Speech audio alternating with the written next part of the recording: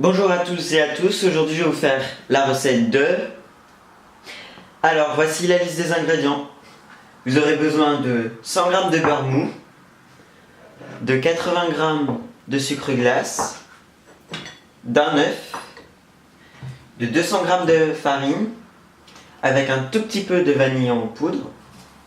Niveau matériel, vous aurez besoin d'un couteau, d'une fourchette, d'un rouleau, et vous aurez besoin bien sûr d'un plat à tarte ou d'un cercle pâtissier comme ceci. C'est pas très épais et c'est plutôt pratique à démouler. Allez, on va passer tout de suite à la réalisation de la pâte sucrée. On va commencer avec notre robot ou alors notre batteur à main. Moi j'ai choisi le robot car c'est plus simple. On va commencer par mettre nos 100 g de beurre mou dans le robot. Hop. Et on va le travailler pour qu'il soit bien lisse et bien épais et moins dur. Hop, c'est parti.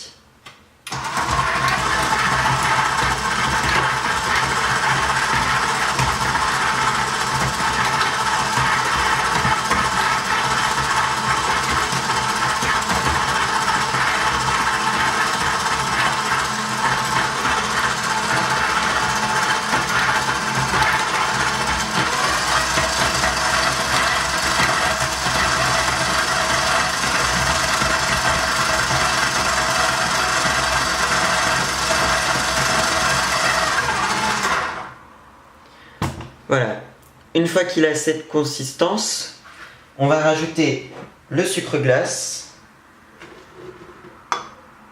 Hop, on corne un petit peu les bords de notre robot pour enlever le beurre qui est collé sur les parois. Et on va faire crémer tout ça. C'est-à-dire qu'on va faire incorporer le beurre avec le sucre glace.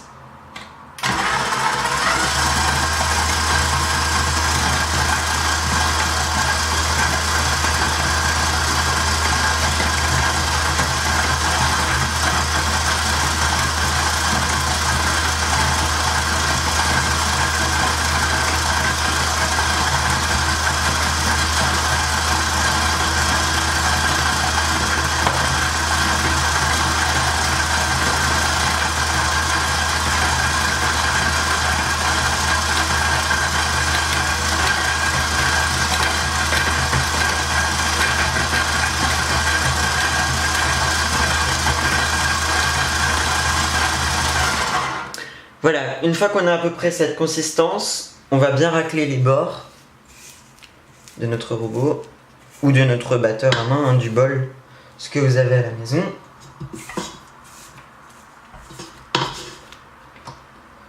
Et on va ajouter la farine préalablement mélangée avec notre vanille.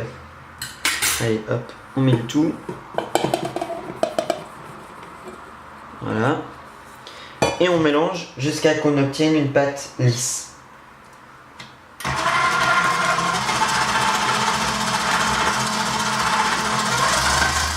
Alors j'ai sorti ma pâte de mon robot. J'ai mis de la farine sur mon plan de travail. Je vais m'en mettre un tout petit peu sur les mains pour pas que ça colle.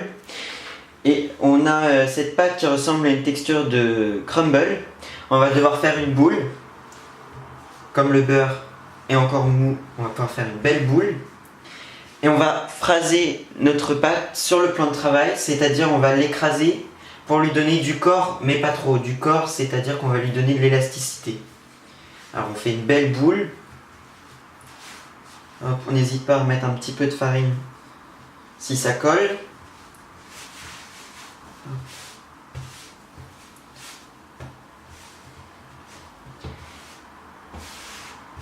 Et pour l'étape du phrasage de la pâte, on va mettre plein de farine parce que ça colle vraiment. Et je vais vous montrer ça tout de suite. Alors, on met la pâte de côté. On met de la farine sur le plan de travail. Alors, phraser la pâte, c'est-à-dire qu'on va prendre la pâte et qu'on va l'étaler comme ceci avec la paume de la main sur le plan de travail. On va bien l'étaler. On va reprendre la pâte qui est ici Et on va faire la même chose tout au long du phrasage. Et on va faire ça 2 fois d'affilée. On étale bien.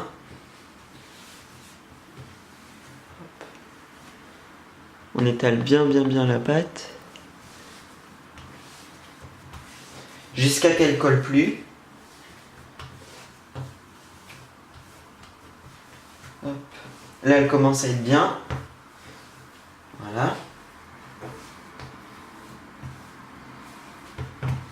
Commence à ne plus décoller du plan de travail. À plus coller au plan de travail. Et une fois que c'est fait, que c'est bien frisé, comme ça, on va faire une belle boule. Et on va filmer ça et on va mettre ça 30 minutes au réfrigérateur. Alors j'ai mis ma pâte sur du film plastique. Il me suffit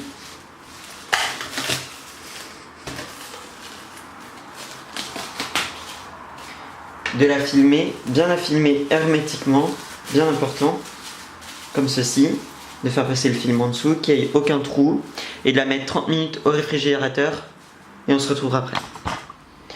Je viens de sortir la pâte du frigo, il suffit d'enlever le film transparent. Hop. Notre plan de travail est bien fariné, on va fariner un tout petit peu la pâte, pas qu'elle colle. Et maintenant, on prend notre rouleau et on l'étale.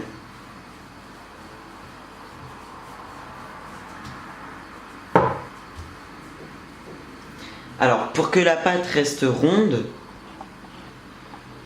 il suffit de lui donner un quart de tour pour qu'elle reste ronde.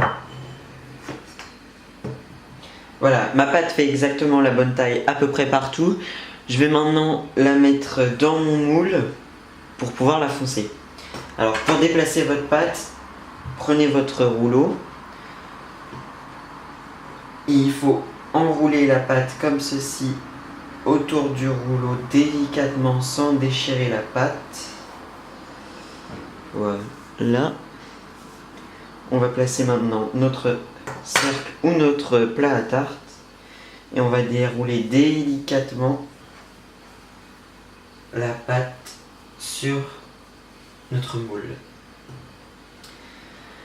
Maintenant on va passer au fonçage, c'est-à-dire que l'on va descendre la pâte sur les bords de notre moule et on va y aller tout de suite. Alors pour ceci on va prendre la pâte là, avec notre pouce on va faire descendre la pâte dans le moule. Alors c'est pas facile à comprendre, mais on appuie en fait avec notre pouce hop, pour faire descendre bien la pâte au fond du moule.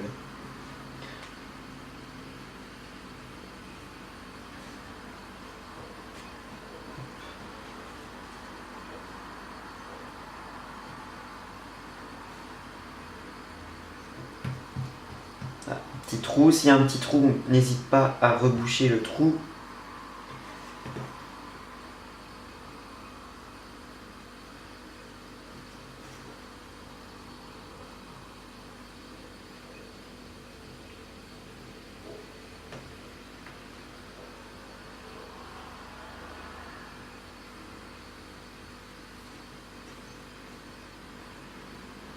Fais bien descendre toute la pâte, partout, partout, partout.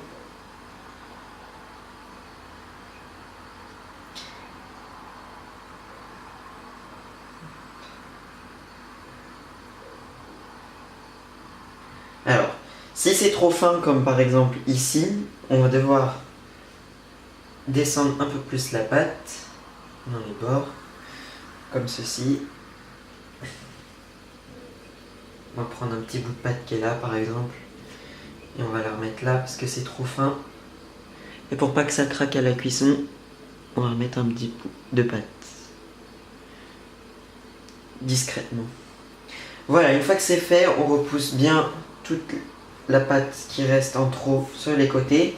On prend notre rouleau et on va passer le rouleau comme ceci pour pouvoir couper la pâte et l'enlever plus facilement. On enlève l'excédent.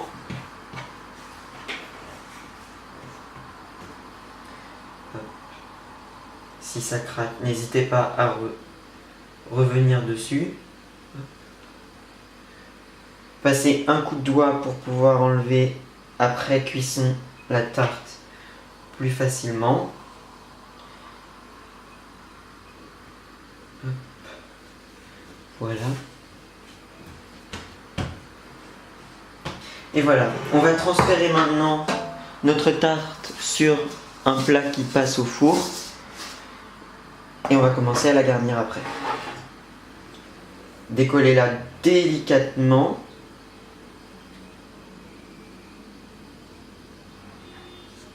Puis posez sur le plat. Voilà.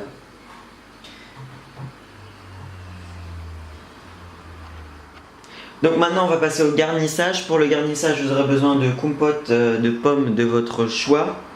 Moi j'ai pris 100 morceaux de pommes, d'épluche pommes, soit comme celui-ci qui va l'éplucher et la couper en lamelles, soit d'un épluche pomme manuel que vous devrez couper quand même en lamelles fines, d'une petite spatule et d'une fourchette. La fourchette, ça va être pour piquer la pâte pour éviter qu'elle ne gonfle à la cuisson.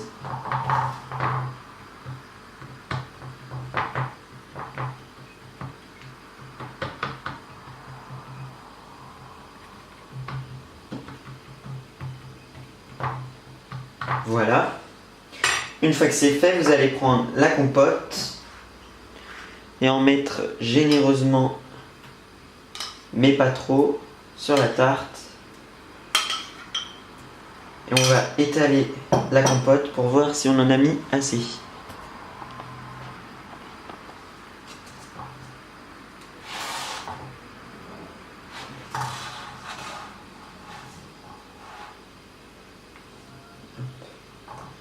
On peut en rajouter un petit peu.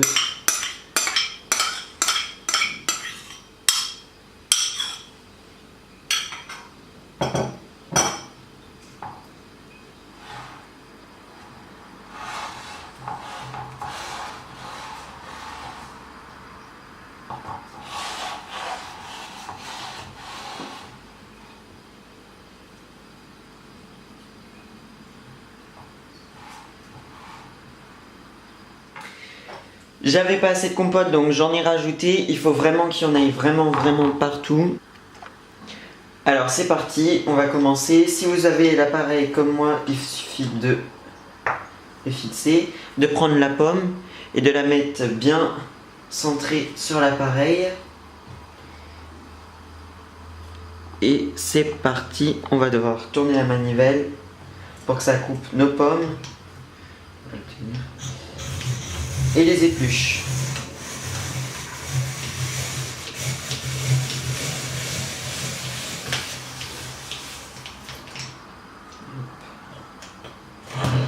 Voilà. Et une pomme. On épluche la pomme, bien évidemment.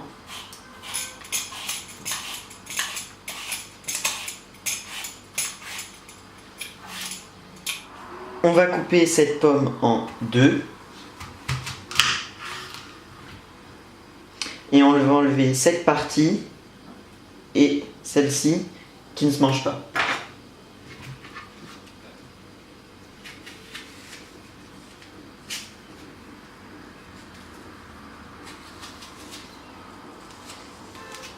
Hop.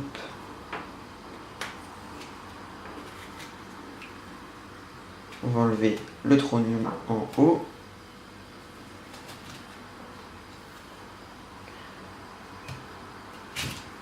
Voilà. Pareil pour l'autre.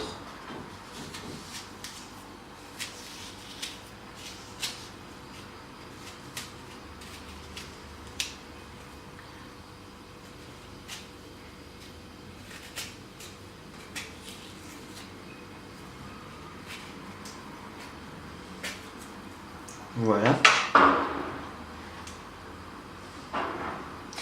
Et maintenant, on va couper des fines tranches, à peu près de cette longueur par exemple au couteau, enfin qu'on a coupé avec la machine.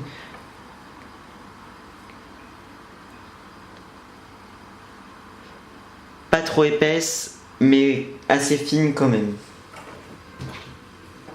Alors, on coupe comme ceci. C'est pas grave. Alors, on ne jette pas les petits morceaux comme ça, cassés, on s'en servira tout à l'heure.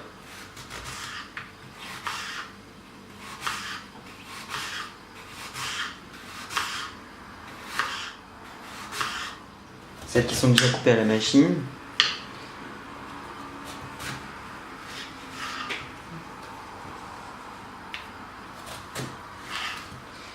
Et on va jeter tout ce qui ne nous intéresse pas, c'est-à-dire les épluchures.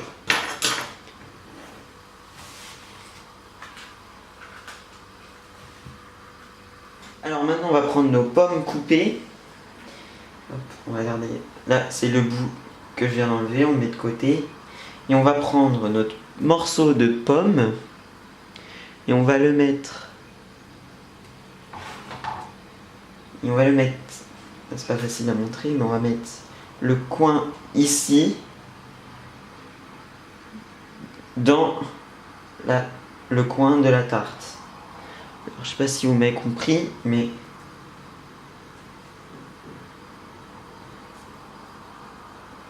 tout en tournant de temps en temps la tarte,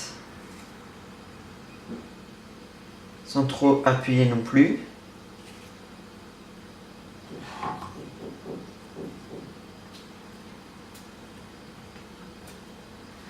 Et les petits morceaux qui sont pas bons, on les met au milieu. Qui sont pas beaux, pardon.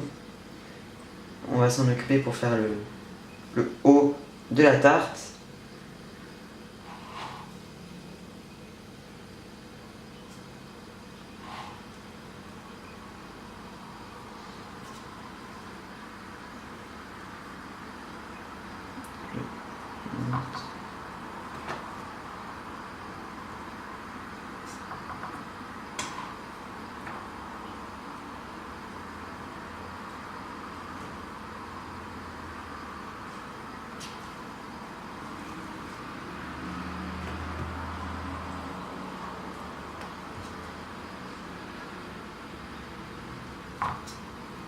Soit.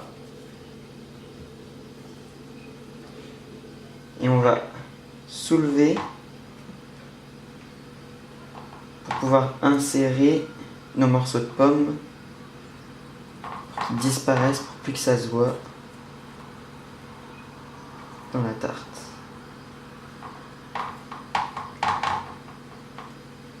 Toutes les petites chutes de pommes pas très jolies ou trop fines ou quoi. On va en faire des petits morceaux.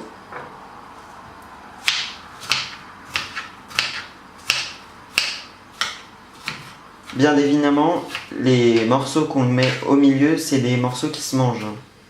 Mettez pas le trognon et les pépins, c'est pas terrible. Et on les met dans le milieu de la tarte pour combler les trous.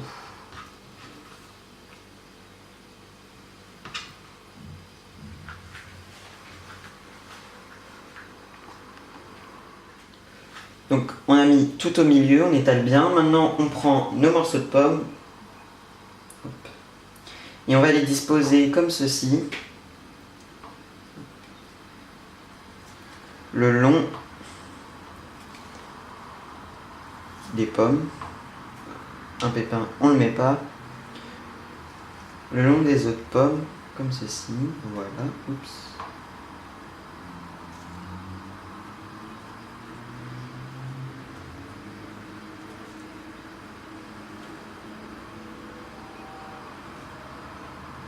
Et on va continuer tout en réduisant le cercle au milieu.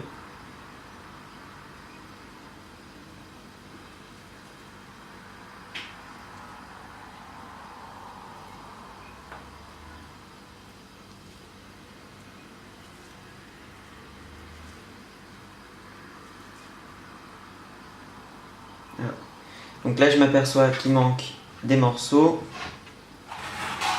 On va couper des morceaux de pommes.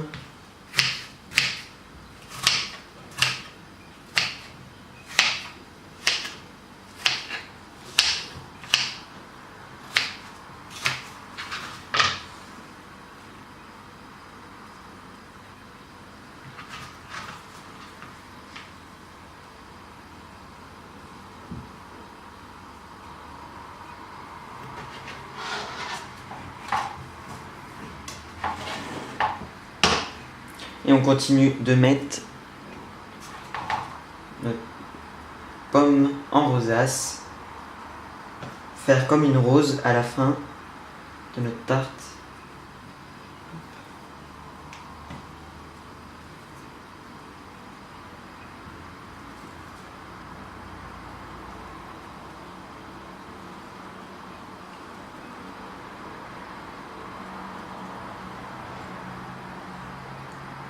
Donc là il me manque des pommes, on va devoir en rééplucher pour refaire des quartiers comme ceci. Voilà. Et on continue à faire le cercle tout en réduisant.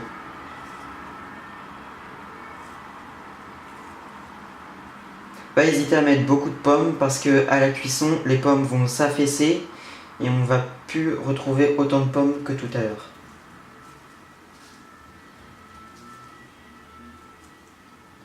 Et pour finir, on va prendre deux beaux morceaux.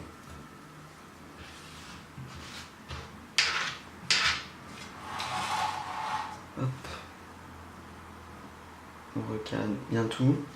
Qu'on va juste entailler un quartier comme ceci. L'autre pareil.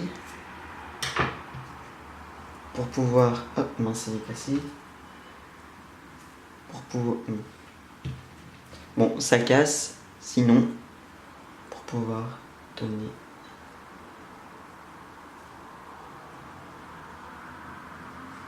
Faire une petite entaille alors. Ceci. C'est pas possible. Pour pouvoir poser ceci. Voilà. Pour que votre tarte brille au four, je vous conseille de mettre un tout petit peu de sucre comme ceci sur les pommes. Ce qui va faire caraméliser un tout petit peu les pommes.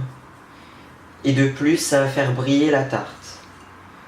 Donc on la met au four à 180 degrés ou alors thermostat 6 de votre four pendant 40 à 45 minutes pour que ce soit bien doré.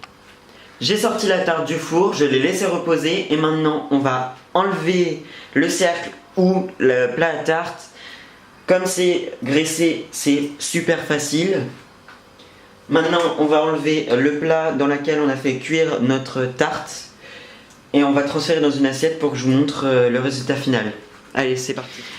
J'ai mis notre tarte dans un plat, je m'en suis coupé une part, il ne me reste plus qu'à vous dire à la prochaine et n'hésite pas à t'abonner si cette vidéo t'a plu, mettre un pouce bleu et à très vite pour une nouvelle vidéo. Bye.